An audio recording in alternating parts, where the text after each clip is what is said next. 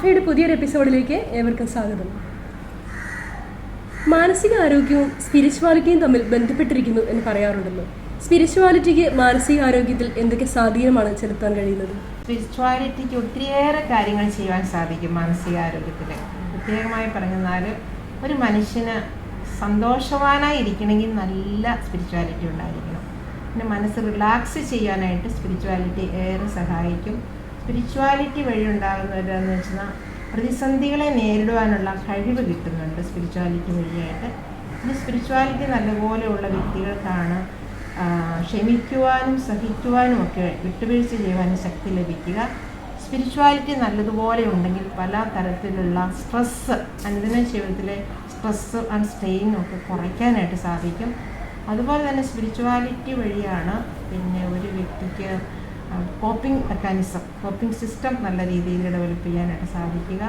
Spirituality വഴിയായിട്ടുണ്ടാകുന്ന അനേകം നേട്ടങ്ങളിലൊന്ന് immunity system നല്ലപോലെ വളർന്ന് അത് മാനസിക ആരോഗ്യത്തെയും ഒപ്പം ശാരീരിക ആരോഗ്യവും ഡെവലപ്പ് ചെയ്ത് നല്ല ആരോഗ്യമുള്ള വ്യക്തിയായി തീരുവാനായിട്ട് സഹായിക്കുന്നതാണ്. അങ്ങനെ നോക്കുമ്പോൾ സ്പിരിച്വാലിറ്റിക്ക് ഒത്തിരിയേറെ സംഗതികളിൽ ഒരു മാനസിക ആരോഗ്യം, അതായത് ഈ ശരീരവും മനസ്സും ആത്മാവും തമ്മിൽ ഇൻ്റർ കണക്റ്റഡ് ആണെന്ന് നമ്മൾ ആദ്യമേ പറഞ്ഞില്ല.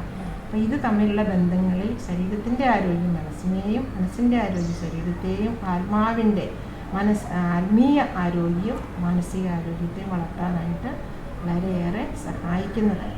ആൻസൈറ്റി ഡിസോർഡർ, അഡ്ജസ്റ്റ്മെൻറ്റ് ഡിസോർഡർ, ഈ ഡിസോർഡറിലൊക്കെ മെഡിറ്റേഷൻ വളരെ സഹായകമാണ്. മെഡിറ്റേഷൻ വഴി മനസ്സ് വളരെ കൂളാകും, പ്രശാന്തമാകും, ഉത്കണ്ഠ മാറിപ്പോകാനുള്ള നല്ല സാധ്യതകളുണ്ട്. മൈൻഡ് പീസ്ഫുൾനെസ്, മൈൻഡിൽ കാം ആൻഡ് ക്വയറ്റ് ആകാനായിട്ട് എപ്പോഴും സാധിക്കും. അതുപോലെ ഡിപ്രഷൻ എന്ന് പറയുമ്പോൾ നമുക്കറിയാവുന്ന പോലെ എന്തിനും താല്പര്യമില്ല, സന്തോഷമില്ലായ്മ, അല്ലെങ്കിൽ ഉറക്കമില്ലായ്മ, അങ്ങനെ ഒത്തിരി പ്രശ്നങ്ങളാണല്ലോ. ഭക്ഷണം കഴിക്കാൻ തോന്നുന്നില്ല, അതൊക്കെയാണ് ഡിപ്രഷനുള്ള വ്യക്തികൾ. മെഡിറ്റേഷൻ വഴിയായിട്ട് നല്ല രീതിയിൽ അവരുടെ ആ ബുദ്ധിമുട്ടുകൾ, ഉറക്കമില്ലായ്മ മാറുന്നുണ്ട്. അതുപോലെ തന്നെ അവരുടെ നിരാശ മാറുന്നുണ്ട്, അവർക്ക് നല്ല പ്രത്യാശ ലഭിക്കുന്നുണ്ട്, ആത്മപ്രത്യാശ മാറിക്കിട്ടുന്നുണ്ട്, ഉണർവും ഉന്മേഷവും ഉള്ളവരായി ജ്വലിക്കുന്ന ഹൃദയത്തോടെ അവർക്ക് ഓടാൻ സാധിക്കുന്നുണ്ട്.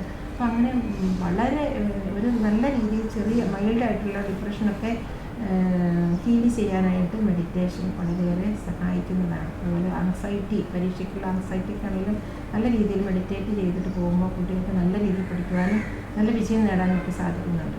മാനസികാരോഗ്യവും സ്പിരിച്വാലിറ്റിയും തമ്മിലുള്ള ബന്ധം എന്താണെന്ന് കൃത്യമായും ഡോക്ടർ ആനി നമുക്ക് പറഞ്ഞു തന്നു. ഡോക്ടർ ആനിയുടെ വിലയേറിയ വാക്കുകൾക്ക് ഏറ്റവും സ്നേഹപൂർവ്വം നന്ദി പറയുന്നു. മറ്റൊരു ചോദ്യവുമായി അടുത്തയാഴ്ച നമുക്ക് വീണ്ടും കാണാം. അതുവരേക്കും നമസ്കാരം.